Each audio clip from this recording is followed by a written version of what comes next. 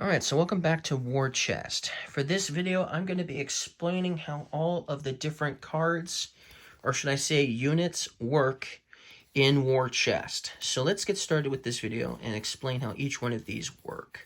There's definitely some really cool units in here, unique ones for sure. Let's start with some of the basic ones that you would most likely play with in your very first game first. First of all, let's just talk about the crossbowman. Now, I did talk about the crossbowman and the archer pretty well in the how to play video, but we'll talk about them again anyway. But we'll be brief since we did talk about them. So the crossbowman, so let's just say the crossbowman was here. The crossbowman can use its tactic ability to attack a unit that's 2 spaces away in a straight line. So, for instance, if the swordsman was here, he could attack the swordsman because it's 2 spaces away, and he could use its tactic ability to do that. However, if there was something in the way, doesn't matter if this was a friend or foe, if this unit is in the way, he can't use his tactic ability to attack the swordsman. But he can still attack. You can still discard, obviously, another coin. I mean, obviously, you're going to discard a coin to use his tactic ability, but you can discard a coin from your hand to just simply attack this cavalry instead. So that's something you could do instead. But yes, that's what you would have to do. So it has to be a straight line.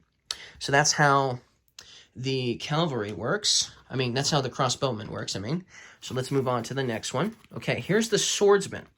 Now, let's say the swordsman was next to this warrior priest here.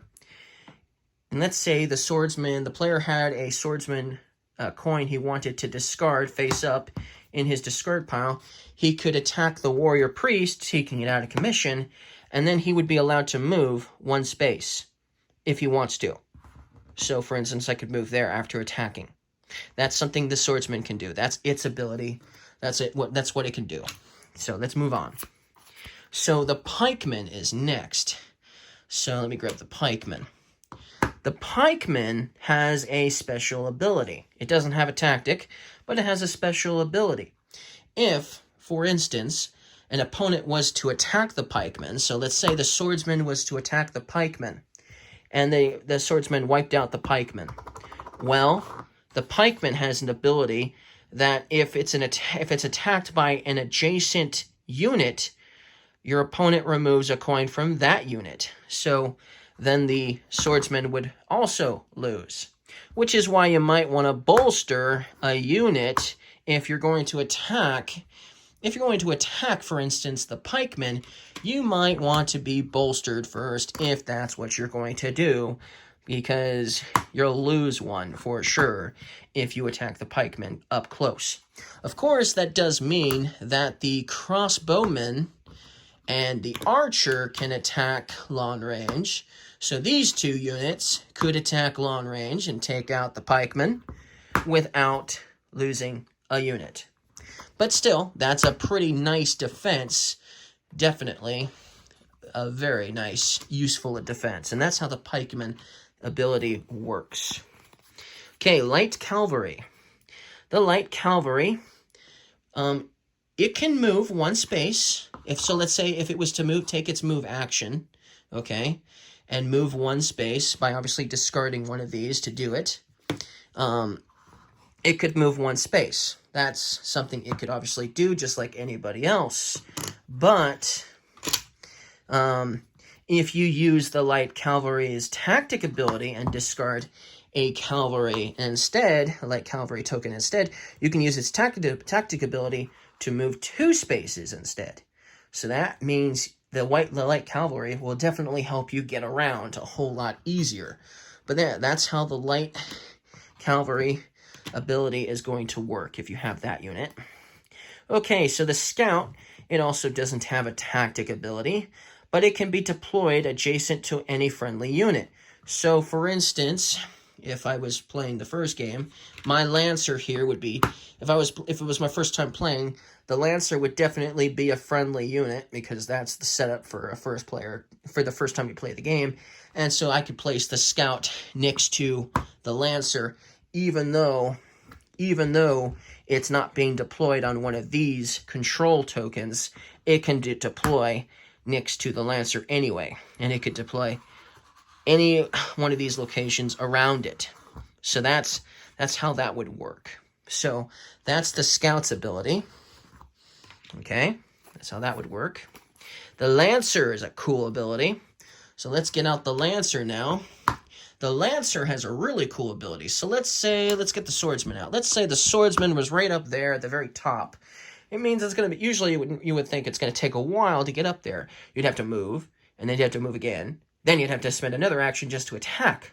Normally, that would be the case.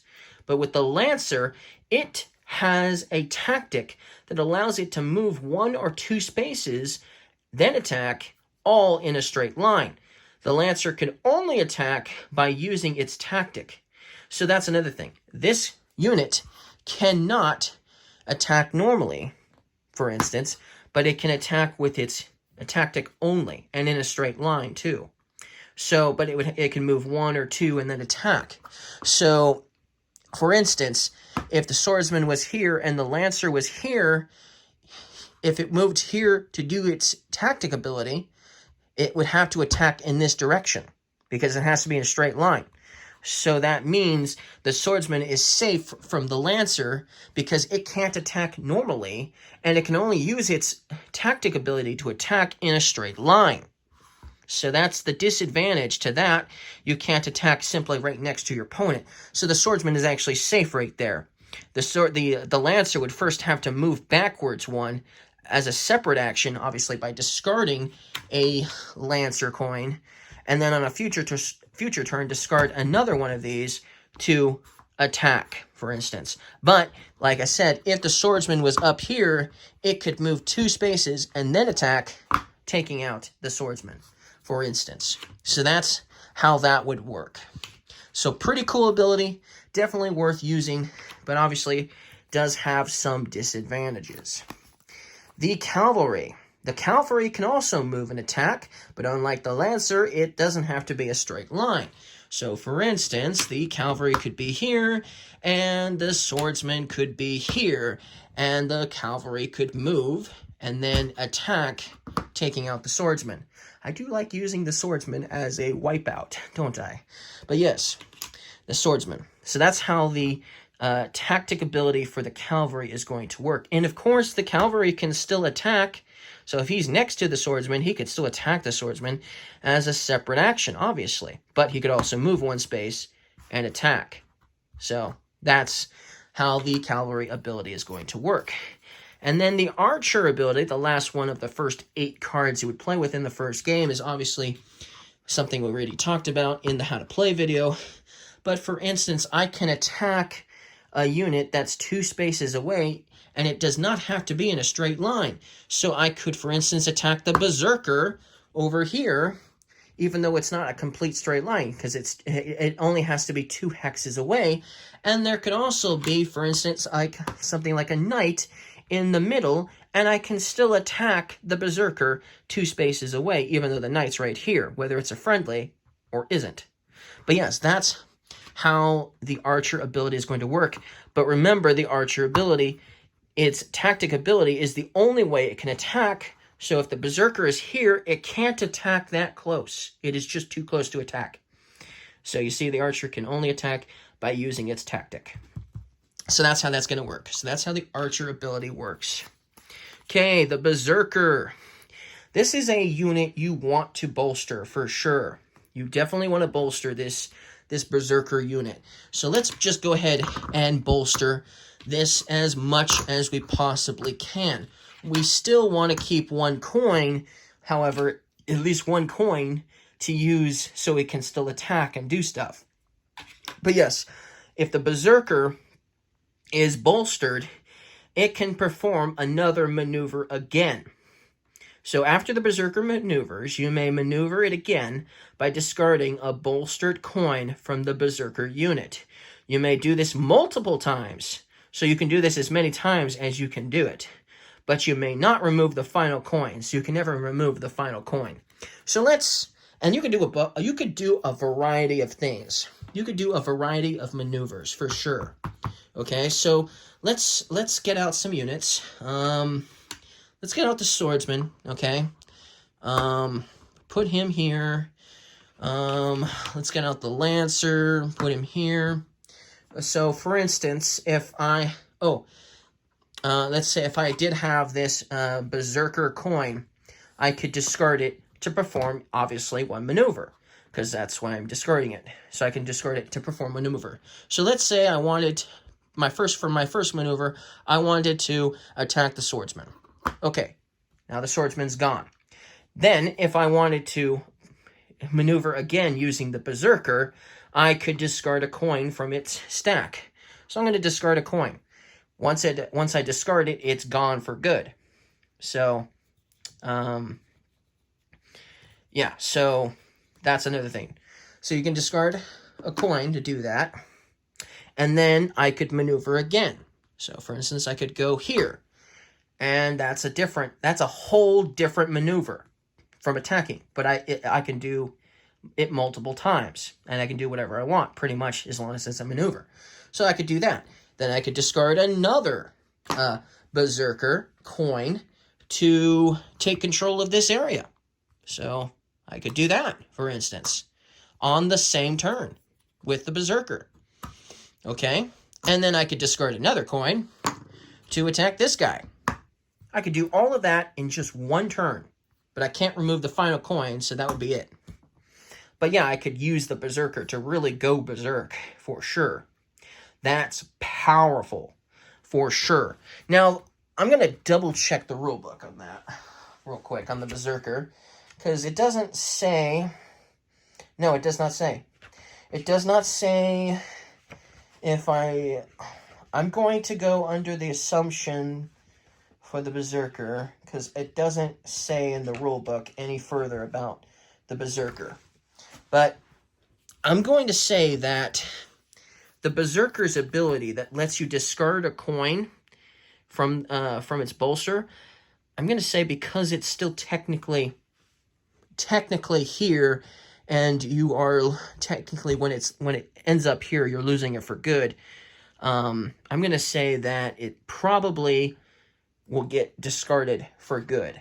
I'm going to say that, because that would be probably too powerful if you could just simply keep doing it again and again and again and again and again with the Berserker. Something tells me that is not likely to be the case. But there's nothing in the rulebook that says one way or the other, honestly. So I'm going to have to look that up. If somebody knows for sure, let me know in the comments if the Berserker, once it discards a coin from its bolster stack, do the coins go back to the box, or do they just go to my discard pile to be used again? Because the rulebook doesn't seem to say. I can't find it anywhere in the rulebook that it says. But yes, that would be nice to know. So if anybody knows that, let me know in the comments. Otherwise, I'm going to assume that it would be too powerful of an ability, and once it's there, it would get discarded here. That would be my best guess, because that's just too powerful. Then you could just do it again and again and again, and no one would be able to beat you if you had the Berserker, I would imagine. That would be very difficult for sure. So I'm going to assume that's how that works for the Berserker's ability. But anyways, that's still a powerful ability regardless. So let's move on to the next one. The next one is the Mercenary. This one here. So we'll take that out. The Mercenary, after you recruit a Mercenary, you may maneuver your Mercenary unit. So let's say, for instance, I, took that guy out. I recruited the Mercenary as the action. I could then, for instance, move the Mercenary. That's a maneuver. If, for instance, the scout was next to the Mercenary, I could attack the scout. And that would be a maneuver, taking the scout out of the picture. I could also control an area. Well, I wouldn't be able to control, because I wouldn't be able to move to a location that would allow me to control. But I could still move. I could still attack, at least, whenever I recruit the Mercenary. So that's how the Mercenary action is going to work, the ability it has.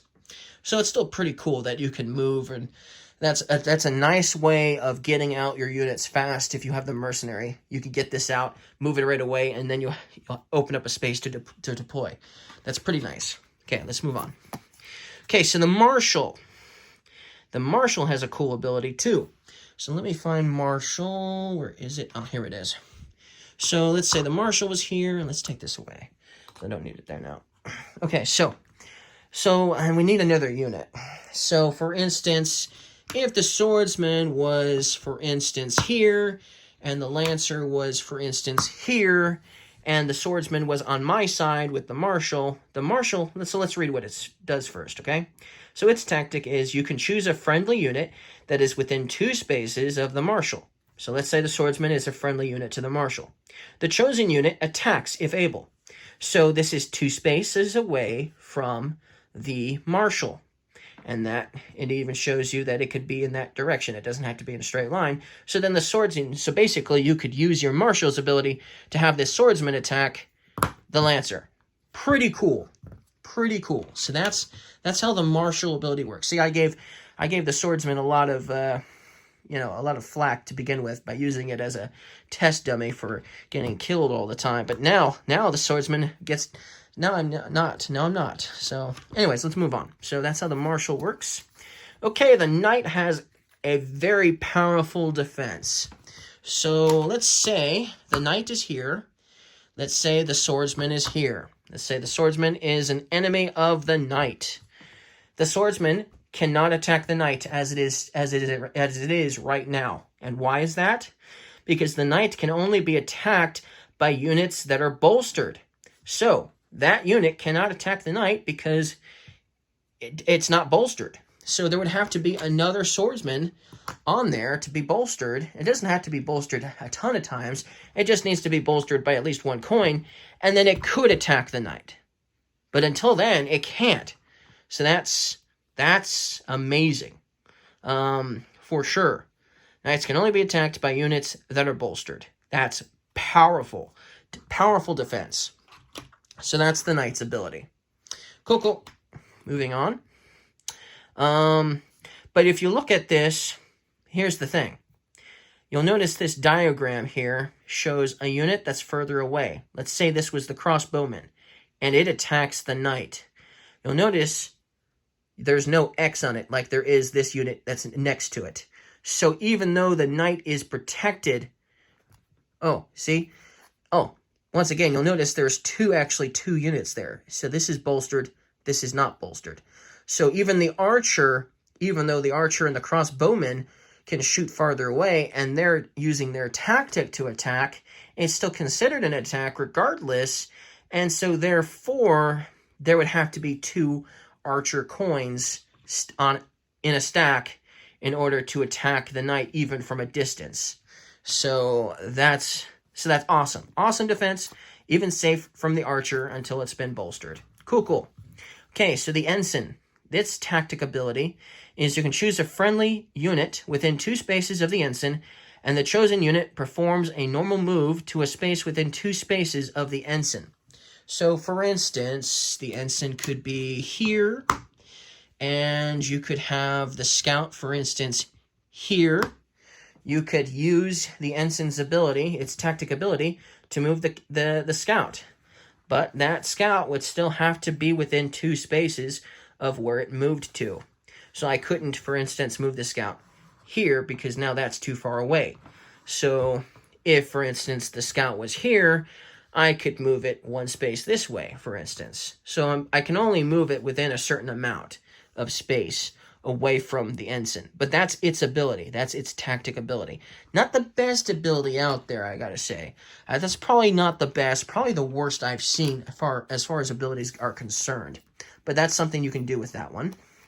Okay, so we still have 3 more abilities to talk about. The Footman is a game changer. It is a breaking rule game changer.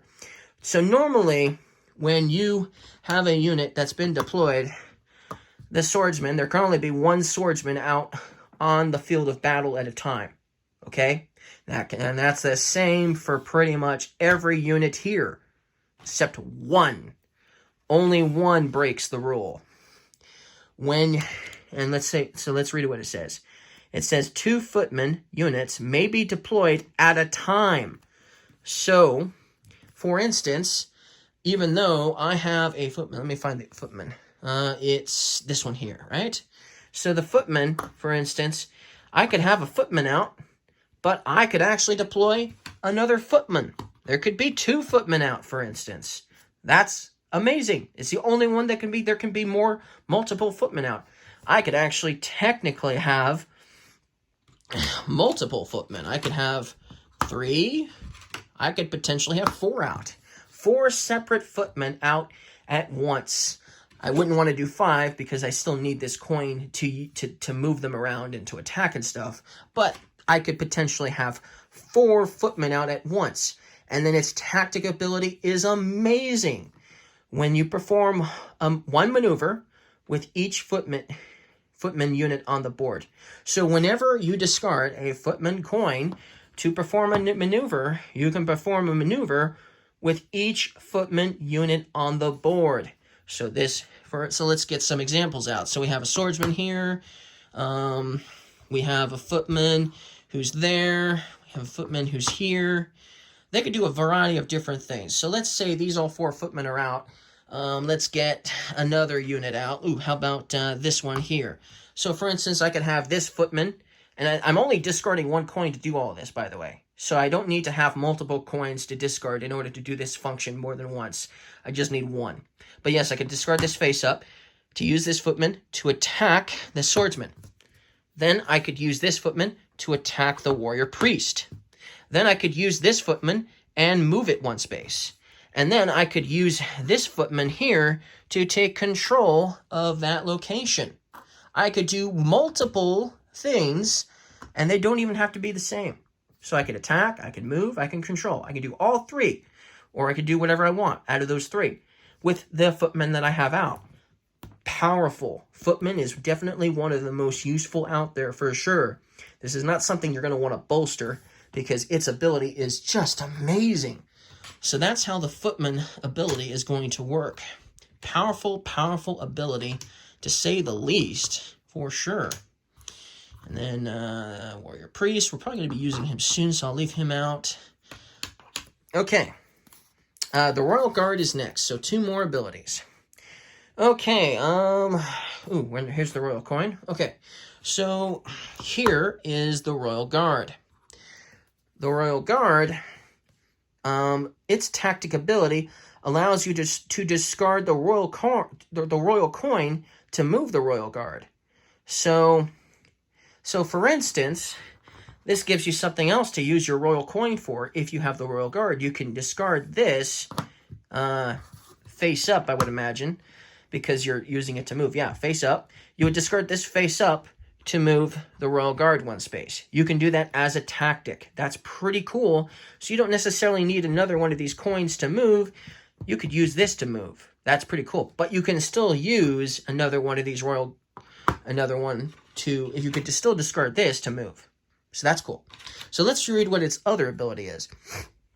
Okay, so when the royal guard is attacked, you may remove a royal guard coin from the supply rather than from its unit. So for instance, if the swordsman came up and attacked the royal guard, instead of losing that royal guard there, I could just simply lose a royal guard from the supply, from here. That's amazing. I would still lose this for good forever. But this makes it so you don't have to spend so many actions recruiting royal guard. You could just have 1 out and just keep losing, obviously, a royal guard coin from your supply. Of course, you still need 1 of these to obviously maneuver and stuff in your bag, etc. But yes, that's definitely something you could potentially do. So 2 cool abilities that the royal guard has. So that's the royal guard. Okay, warrior priest is next. So let's talk about the warrior priest as it's the last one left. Okay, so it doesn't have a tactic ability, but it does have an ability. After the warrior priest attacks or controls, you can draw 1 coin from your bag and immediately use it to take any action. Oh, that's cool. That is really cool. So let's say the swordsman and the warrior priest are on the same side. Let's say the lancer is on the opposite side. And let's say the warrior priest is here and it uses its action to discard, obviously, another warrior priest coin to take control of this location here, I could then, for instance, let's say this was in the bag, okay? And let's just say that was the only one, and that could potentially be the case, because sometimes there may only be one coin in here. You could take a coin out and then perform any action with it. So if you got lucky, and it could be something you could utilize, like this swordsman, I could then discard this swordsman coin to use it to attack the lancer on the same turn. Amazing. Of course, it's still a gamble, because most likely there's going to be some coins in your bag, and you may not get something you can utilize for a powerful ability. But it could definitely mess up your opponent for sure. So that's how the warrior priest ability is going to work. Still very useful. It could be very useful indeed. So that's all of the cards in the base game, and that's how they work. That's how they all work. So if you guys liked this explanation of how all of the card abilities work in this game, War Chest, don't forget to leave me a like, and I'll see you guys again next time. Bye!